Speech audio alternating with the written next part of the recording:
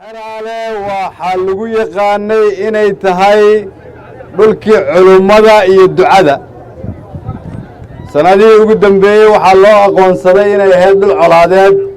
maantay waxaan isugu nimid inaan baabi'inno taariikhdii 3 sano oo la soo dhaafay ee khaldantay oo aan bilowno taariikh cusub oo ah tii aad hore u lahaan jirteen dhulkii culimmada iyo halyeeyada haddii ilaah yidhaahdo. dhammaan dadka halkan ka soo jeeda oo ilaahay barakeeyey ka dhigay dad aad u badan haddana isku qoys ah kulligood.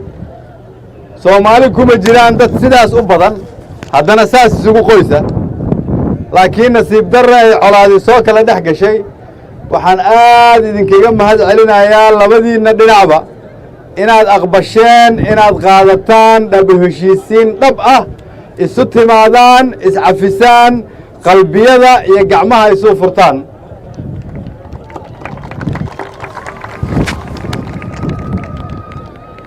waxaa ila socday dad walaalihiina oo dhuusamareeb iyo huursho naga soo raacay oo u yimid inay magaaladooda soo degaan, guryahooda iyo iskuulladooda iyo ceelashooda inay dib ugu soo laabtaan. diyaar ma u tihiin inaad soo dhowaysaan? si fiican idinma maqlin. diyaar ma u tihiin inaad soo dhowaysaan? ma ballan qaadaysaan inaan dhib damba dhacayn? ma ballan qaadaysiin? waxaan leeyahay dadkii walaalihiina oo halkan u yimid guryahoodii iyo xoolahoodii, waxaan rabnaa in si shuruud la'aana loogu soo dhoweeyo, caawana guryahooda loo furo. sidaasi ballan ma tahay? halkaas waxaa ka muuqatay inaan karfan guduudan ku xidhnay colaaddii, god aan u qodnay, aan ku duugnay. soo sidaas ma aha? taasoo ka turjumaysa mar dambe inaanay huurshe iyo xeraale colaadi ka dhici doonin oo lagu aqoonsan doono nabad keliya. soo sidaas ma aha? waxaa kaloon isku raacnay annagoo wada jirna inaanan u dulqaadan doonin qofkii isku dayda inay colaaddaas soo noolayso. meel ma uga soo wada jeesanaynaa qofkii isku dayda inay colaaddaas soo noolayso? si fiican idinma maqlin. meel ma uga soo wada jeesanaynaa? waxaan rabaa inaan idiin sheego dawladdiinna oo dhan oo ugu horreeyo madaxweynaha, ra'iisul wasaaraha, xukuumadda, labada aqal, kulligood way isku raacsan yihiin, wayna isku garab taagan yihiin inaad aastaan colaaddan. kulligeed dawladda federaalka oo madaxweynuhu ugu horreeyo waxay aaminsan yihiin wixii maanta halkan aad ka samayseen inay tahay taariikh cusub oo isqoraysa, taariikh cusub oo aad u qorteen ummadda Soomaaliyeed oo ah idinku galmudugti laysu keenayay, dib loo heshiisiinayay, inaad hormuud ka noqoteen una furteen albaabkii nabadda iyo horumarka. waa ku mahadsantihiin, waa wax weyn ood bilowdeen. laba habeen ka hor waxaa la lahaa xeraale iyo huurshe maxaan ka yeelnaa? xalo waxaa la lahaa ku dayo huurshe iyo xeraale, ku dayo reer Fiqi Maxamed. halkaasaad maraysaan, waa idiin ambaleelayaa. taariikhdu waa intaas. waa wiil iyo gabar, waa odayaal iyo dhallinyaro iyo siyaasiyiin ku dhiirada inay sameeyaan wixii hore wax ka duwan. taasaa noo keentay maantay inaan ku guulaysanno inaan godkii ku ridno maradii guduudneed idinkana reer galmudug ay idin yidhaahdaan waxaan rabnaa inaan ku daysanno yaa ka fikiraayay 2 maalmood ka hor in la yidhaahdo xeraalaha lagu daysado caawa waxaad joogtaan inaad tihiin hormuudkii reer galmudug iyo hormuudkii soomaaliyeed yaanay idinka fakanin gacantaa laydiin soo geliyey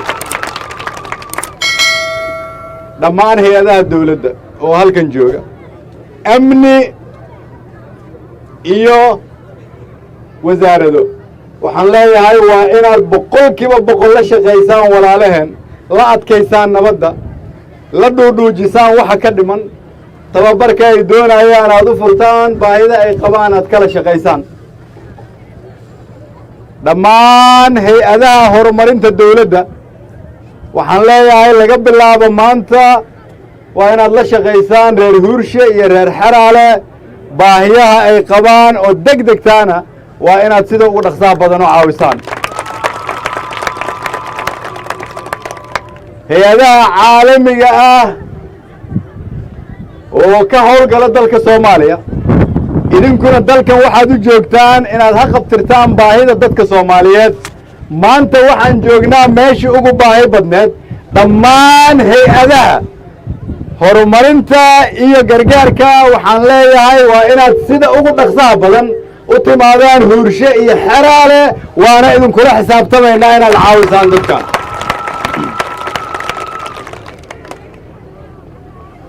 reer huurshe iyo reer xeraalena waxaan leenahay waa inay dawladdu idinkala shaqaysaa sidii aad u heli laheedeen amni waara inaad u heshaan ciidan boolisa oo halkan ka yimaada la idiin tababaro la idiin qarameeyo idiin dhexeeya oo idiin ilaaliya amniga inta laga gaaraayana dawladda federaalka idinkala shaqayso amnigiinna si amnigiinna u sugnaado laakiin amniga saxda ah oo muhiimka ah waa midka qalbigiinna ku jira waa midkii ay tahay inaad iscafisaan waa midkii ay tahay inaad aqbashaan colaadu waa lagu daalay nabad uunbaa wax lagu hela waa midkay tahay inaad aqbashaan midnimadu inay xoog tahay kala qoqobnaantuna ay hoog tahay waa midda ay tahay inaan halkan ku aragnay dad walaalo ah oon sanado issalaamin inay maanta issalaamaan waa ina midda aan ku aragnay in wasiir saadaq ay tiraahdo hooyo halkan joogta hooyadiis baana ay hamuun u qaado isaguna sidaas oo kale waa midda halkan joogto ah inay walaalo isarkaan aan horey soo arki jirin lama qaadan karo idinkoo dhashii culummada ah dadkii laga soo gaaray diinta in halkan ay ka dhacaan wax noocaasa mar dambe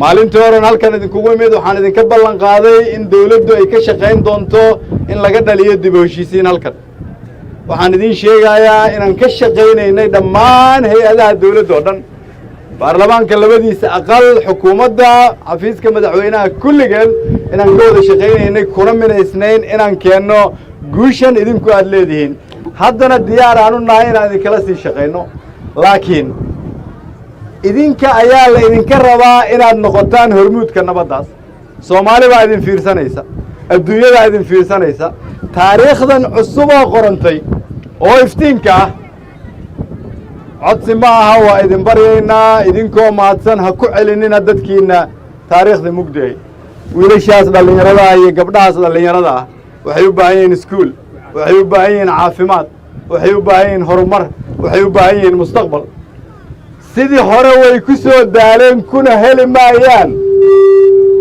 haddii aad ku sii wadaanna adduunyadana waad ku halaagmaysaan aakhirana waa laydinku cadaabayaa waxaan leeyahay soomaali colaadu way ka soo daashay walaalayaalow mar dambe yaanan u dulqaadanin reer xeraale iyo reer huurshe allah barakeeyo ilaahay dhib dambe kuma soo celiyo soomaalida kalena ilaahay ha uga dhiga iftiin ay iyaguna tusaale ku qaataan waxaan leeyahay qaybtaydii iiga aadanayd ra'iisul wasaaraha duco iyo dadaalba waan idinku bixiyey inta kana idinkaan idinkaga tegey waa mahadsan